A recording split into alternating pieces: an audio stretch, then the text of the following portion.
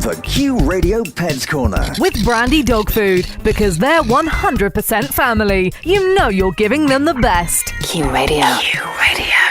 Welcome with me, Sharon Jennings. Coming up, it's Rabbit Awareness Week from Saturday, and we find out everything you need to know to look after your rabbits. But firstly, there's been a circus in Northern Ireland recently, and many people have protested against it because it uses animals. And I'm joined by Dr. Sarah Millsop, animal behaviourist. So Sarah, this circus, it has performing sea lions, I think llamas, dogs, ponies, and people have been protested of the animals performing. Do you think it is always a case of animal cruelty for animals to be performing in a circus? I think in circuses, just as in any other situation where we keep animals captive, conditions will vary. This is exactly the same thing when it even comes to the pet-owning public. Some people are able to care for their cats and dogs really, really well. Some individuals aren't. I think that it will really depend on the individual circus as to whether animals are suffering or whether they are not. I did ask the circus to come on for an interview and I didn't get a reply from them. So I had a look on their Facebook page and they say that their animals are extremely well looked after. They've got dedicated, specialised carers. They said that all the routines that they teach are done within their natural ability. I personally, Sarah, don't like animals used as entertainment, but especially with the use of dogs in the circus, where's the line where, say, someone like Pudsey, the dog who won Britain's Got Talent, where do you draw that line in the sand? We could say Crufts, for instance, doggy dancing, it's all perceived as cute and enjoyable and entertainment, and then circuses are somehow have crossed over into abuse. Absolutely. I mean, I think that the animals that are kept in circuses really varies. There is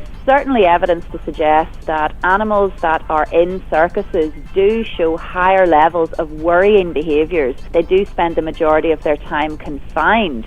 They are exposed to the stressors of repeated handling, performing and travelling. Any animal that's being kept in this environment will have a limited ability to be a fulfilled individual. We really do need to worry about the welfare of animals in circuses, but we need to worry about the welfare of animals in captive situations across the board. I do personally find it a bit distasteful to watch animals performing for my entertainment. I prefer animals to just be able to do, within reason, whatever they want to do themselves. So an animal in any situation is potentially going to have compromised welfare. An animal in a circus may have compromised welfare. A pet dog may have compromised welfare. So what we need to think about is an across-the-board policy looking at what animals can be subjected to and what they can't, and try and solve this problem holistically, dealing with animals as one large group rather than animals in particular situations. Pets Corner. Thursday's pet trivia. Did you know that dogs have fewer taste buds than humans? They have about 1,700 on their tongues, while we have as many as 9,000,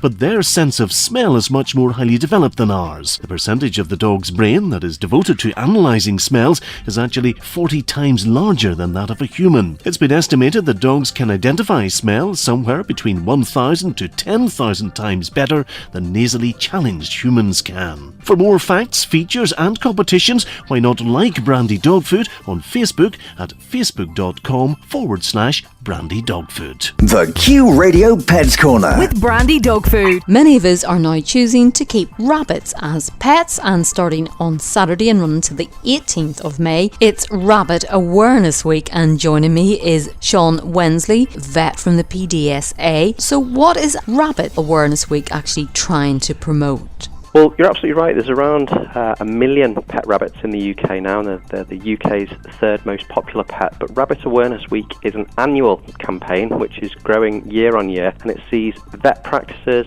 animal welfare charities, rehoming centres, pet shops and others all united behind raising awareness of pet rabbit welfare. And the reason for that is, sadly, despite their popularity, rabbits are still the species whose welfare vets and animal welfare charities are most concerned about, because they do frequently fail to have one or more of their welfare needs unmet.